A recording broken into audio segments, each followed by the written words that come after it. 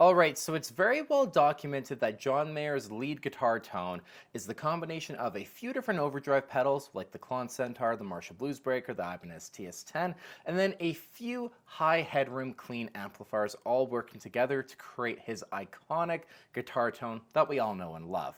But what if John ditched the overdrive pedals and instead relied on amp overdrive, like the Overdrive Channel in one of his Dumbles, to give him his lead guitar tone? And that's exactly what we are talking about in today's video, because there is one really interesting show between the John Mayer Trio era and the Continuum era where he did just that. The pedal board had no drive pedals on it at all. It had a Keeley Katana for some boost, but that's it. Then the rest were just delay pedals, modulation, no TS10, no TS808, no Bluesbreaker, no BD2, nothing on it. And instead, John was using his Dumble amplifier to give him the lead tone for this show. The timing, I think, is it's just too coincidental that it's in between kind of eras, and I feel like this was kind of a time when John decided, you know what, let's experiment with actually using an overdrive channel on the Dumble to give me my solo tone, and if I like it, then maybe we'll go forward and use that for the actual Continuum tour. Of course, as we know, John didn't end up doing that, but maybe in the multiverse of John Mayer guitar tones, this show, there's a split off, there's a branch in the timeline. I've been watching a lot of Loki and stuff, Marvel shows. I love all those shows. But maybe there's something like that happened where then John just, starts going off and using Dumbles, a bunch of different ODSs and stuff like that, and relies on the channel switching for his guitar tone instead of Klon Centaurs and TS10s and all that stuff. But what we're going to do today is we're going to take a listen to one of the clips from the performance in John's tone. Then I'm going to go over the pedal board and exactly what John was doing. We'll take a listen to some more examples, some more discussion around it, and then we'll go on from there.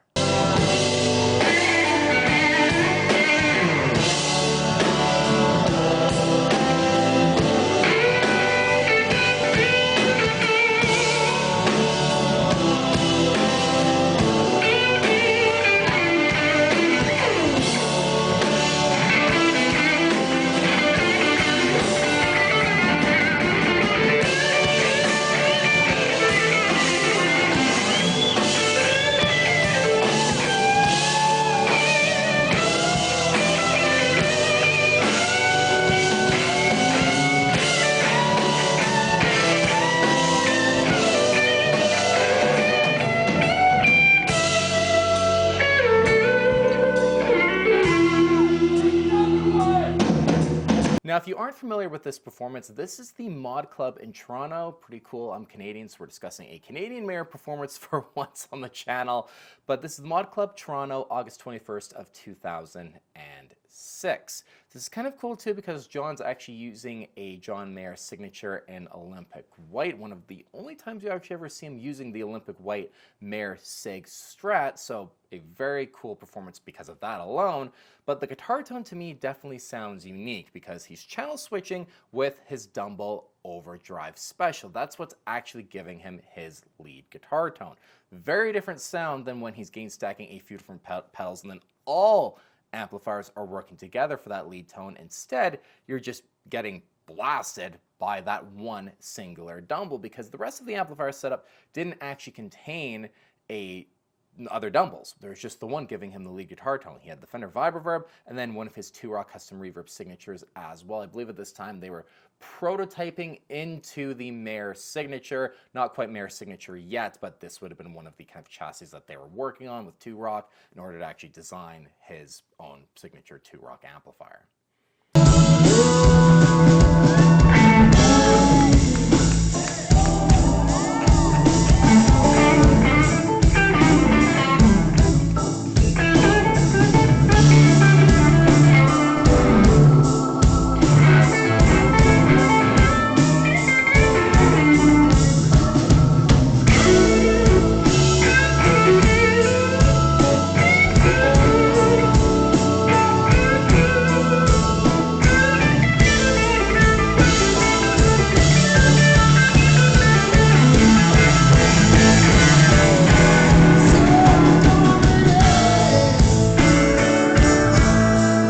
Now, when it comes to the pedal boards, John actually had 3 of them, a John Mayer triple pedal board set up, and just quickly review them and what's, you're going on in terms of the actual pedals for the show. Starting off with the one that would have been to his right, if you're John looking down, there is a Leslie combo preamp.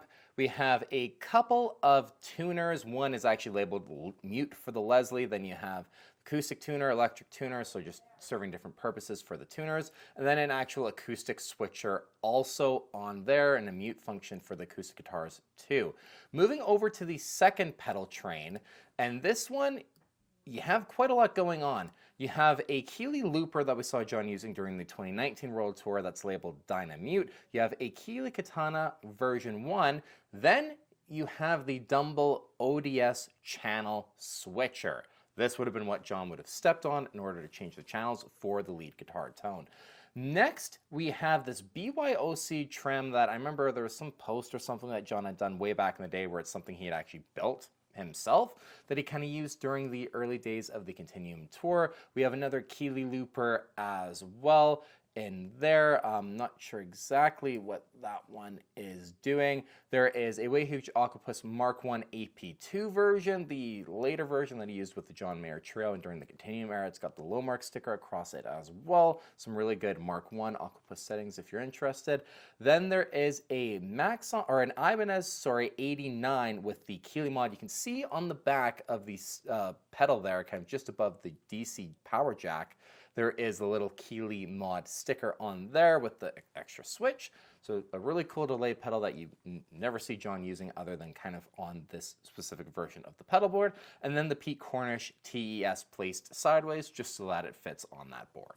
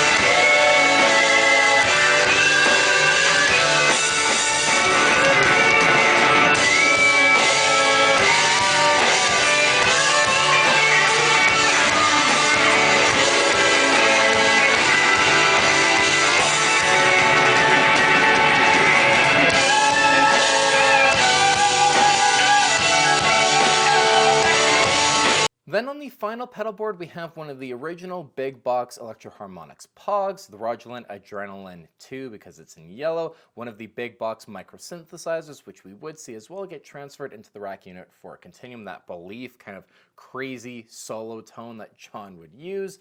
There is a Maxon 8900, another really cool delay just to see John actually using.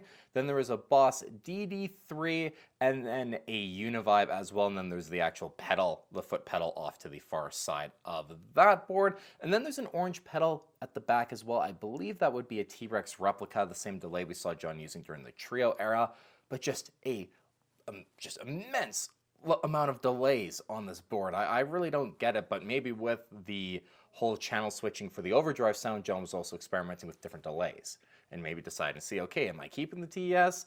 Am I going or sticking with the T-Rex replica? The TES, is that kicking it off? Because that's kind of the delay history in terms of his longer kind of delays like that. Am I maybe switching between the 89 versus the Octopus? Just things like that. Maybe he was experimenting with and trying to see, okay, what delay sounds am I liking in a real live scenario? I don't trust myself without you.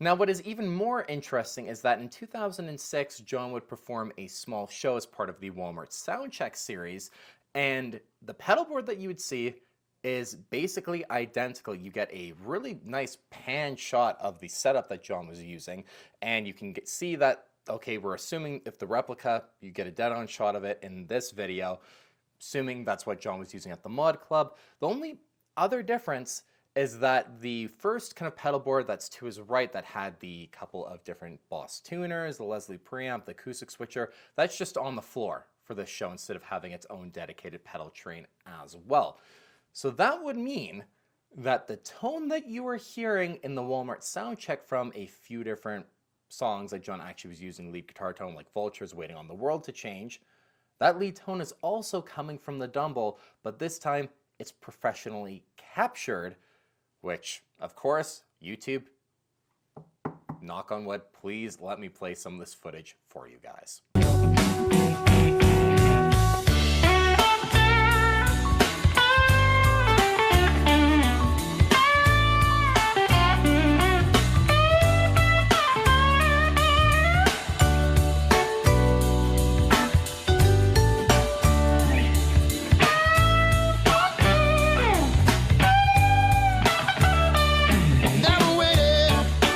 Now, I do want to play devil's advocate and head off maybe one thing some of you guys might be thinking, and that, well, these are two really small shows, so maybe John had all of his drive pedals and was kind of building the rack system he would use for the Continuum tour, and this is just kind of something he pieced together to get him by for two smaller shows.